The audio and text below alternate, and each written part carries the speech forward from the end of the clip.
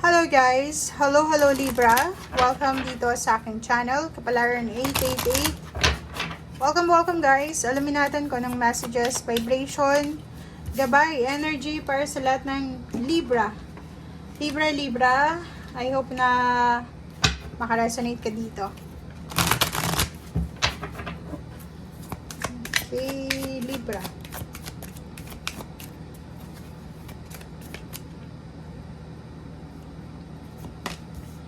Wow, triumphant success.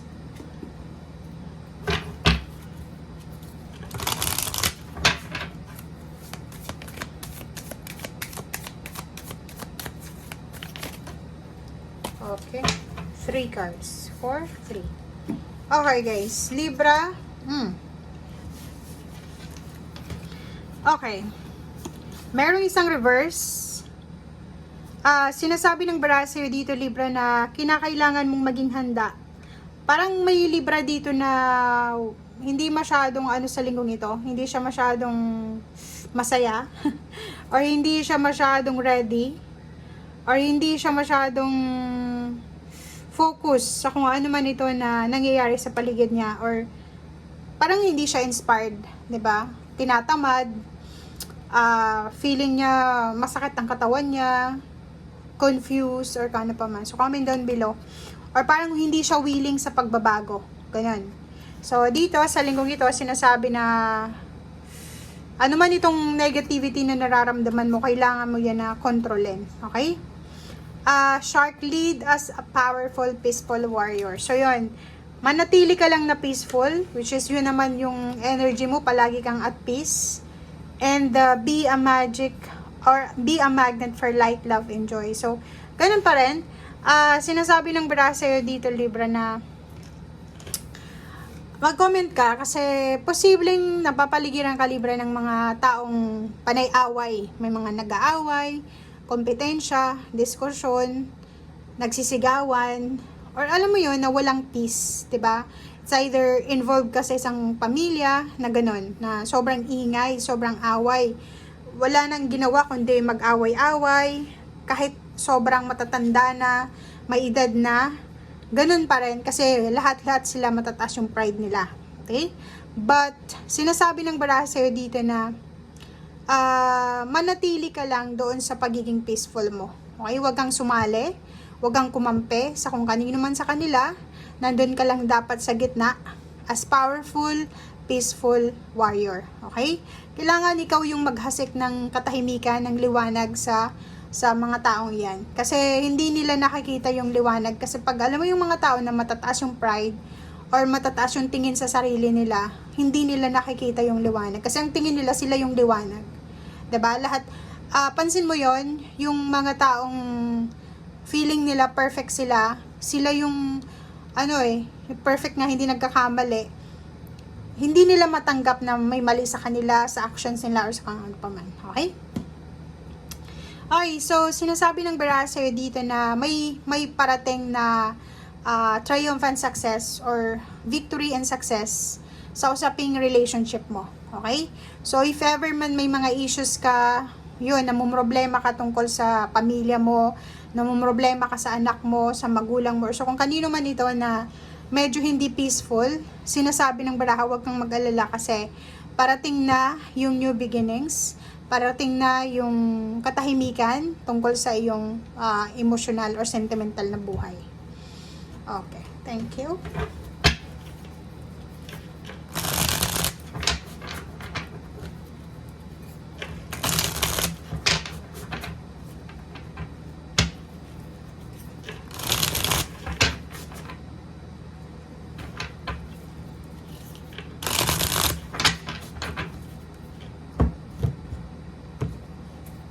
Okay, first card dito is the moon. Unrealistic goals, mga issues, negative issues, yun na nga. So, be careful kasi sa linggong ito, matetest kung gaano ka ka-peaceful, matetest kung gaano ka ka-hinahon na tao, okay? So, mag-ingat ka sa mga issues, mag-ingat ka sa negativity, mag-ingat ka sa mga unrealistic na individual or mga tao or kanina pa. Yun ang kailangan mong bigyan ng focus ngayon, okay? Huwag kang matakot, 'di ba? Huwag kang matakot na sabihin kung ano yung katotohanan. Huwag kang parang magbulag-bulagan, parang gano'n. Okay, yun yung focus mo sa ngayon. Nakikita ko sa'yo dito na may Libra na naghihintay or pwedeng ikaw yung hinihintay Libra. May naghihintay ng decision making mo or pwedeng ikaw yung naghihintay ng decision making. Yung iba naman sa inyo dito is naghihintay ng kontrata, nagpoproseso ng papeles, naghihintay ka ng confirmation, or kung ano man siya na hinihintay mo.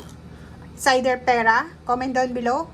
It's either naghihintay ka ng papeles, naghihintay ka ng kontrata, renewal of contract, pera, sweldo, o malaking halagang pera. Comment down below, Libra, if you are resonated. Comment down below.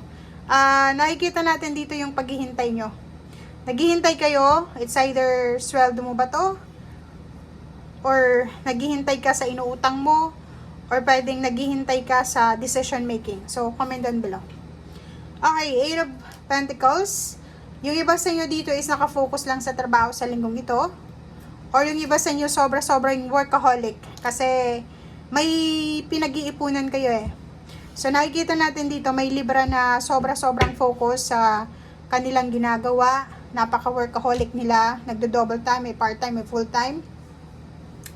Kasi may kailangan silang ipunin na pera. 'Di ba? May minamanifest silang lump sum ng money. May minamanifest silang malaking halagang pera para sa susunod na buwan. So, nag-iipon para sa isang okasyon, family occasion, or siguro yung iba naghahanap ng additional na income dahil kailangan nilang mag-ipon ng pera.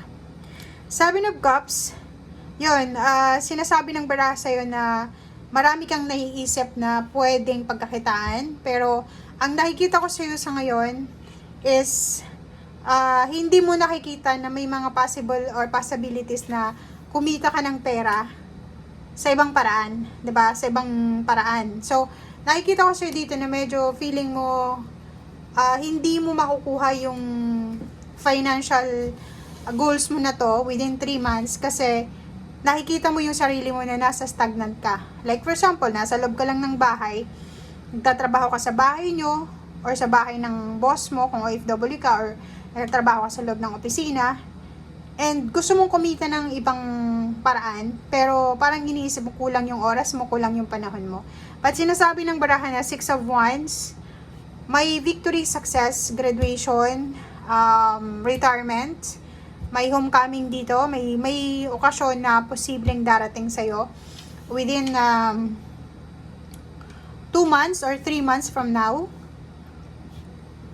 And sinasabi ng barahang ito na etong okasyon na to or etong endings na to, it's either retirement siya or homecoming or kung ano man to na mangyayaring positive, ay siya yung parang confirmation na medyo magle-level up ka sa buhay, medyo makakahinga ka ng malalim, medyo mawawala ng konti yung mga obligations mo.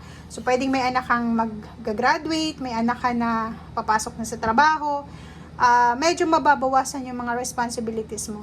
Okay? So, thank you guys and see you again. Bye!